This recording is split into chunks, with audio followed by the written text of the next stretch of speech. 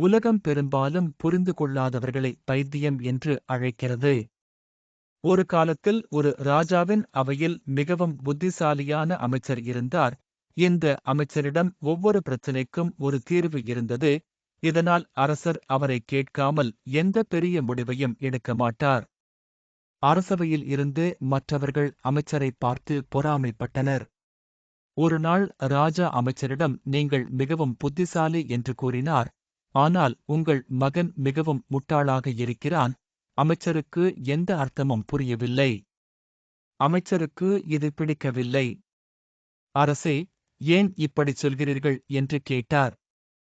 என் மகன் முட்டாள் என்று நீங்கள் ஏன் நினைக்கிறீர்கள் என்று கேட்டார்.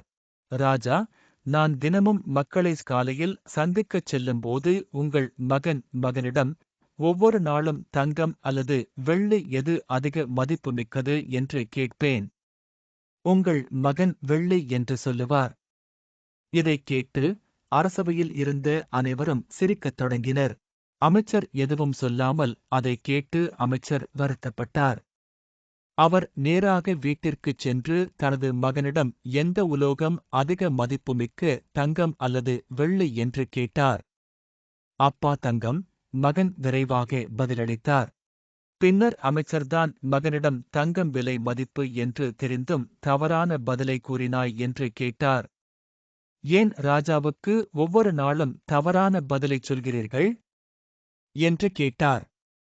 அப்பா தினமும் காலையில் ராஜா சந்தைக்கு வரும்போது சந்திக்கிறார்.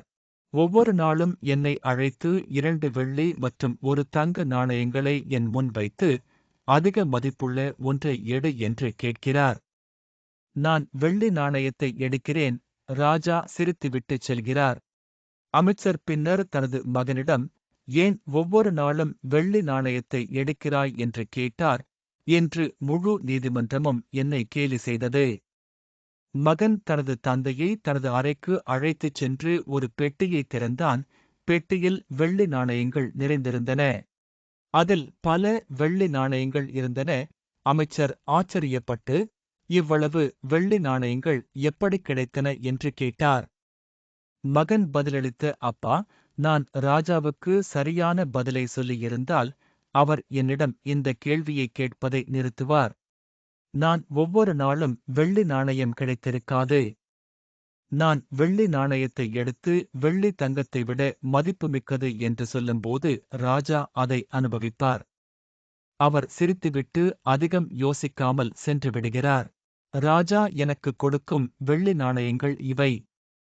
ஒரு தங்க நாணயத்திற்காக என் தினசரி வெள்ளி நாணயத்தை இழக்க விரும்பவில்லை. இதைக் கேட்ட அமைச்சர் தனது மகனைப் பற்றி பெருமைப்பட்டு புரிந்து கொண்டார். மக்கள் தன் மகனை முட்டாள் என்று அழைத்தாலும் இதை ஒரு ஞானியால் மட்டுமே புரிந்து கொள்ளக்கூடிய ஒன்று. யாராவது தன் மகனை முட்டாள் என்று அழைக்கும் போதெல்லாம் அமைச்சர் சிரித்துக்கொண்டே நண்பர்களை விட்டுச் செல்வார். சிலர் ஒரு சிறிய வேலையைச் செய்து அதை பெரிய அளவில் காட்டுவதை நீங்கள் கவனித்திருக்கலாம். மற்றவர்கள் காட்டிக்கொள்ளாமல் பெரிய காரியங்களை செய்கிறார்கள். நீங்கள் செய்வது சரி என்று உங்களுக்கு தெரிந்தால் மக்கள் உங்களை முட்டாள் அல்லது பைத்தியம் என்று அழைத்தாலும் பரவாயில்லை. உலகம் பெரும்பாலும் புரிந்து கொள்ளாதவர்களை பைத்தியம் என்று அழைக்கிறது.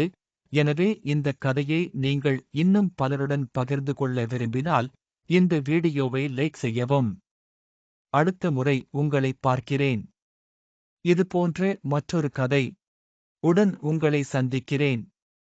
பொறுமையாக இருங்கள், நன்றியுடன் இருங்கள் மற்றும் வாழ்க்கையில் முன்னேறிச் செல்லுங்கள்.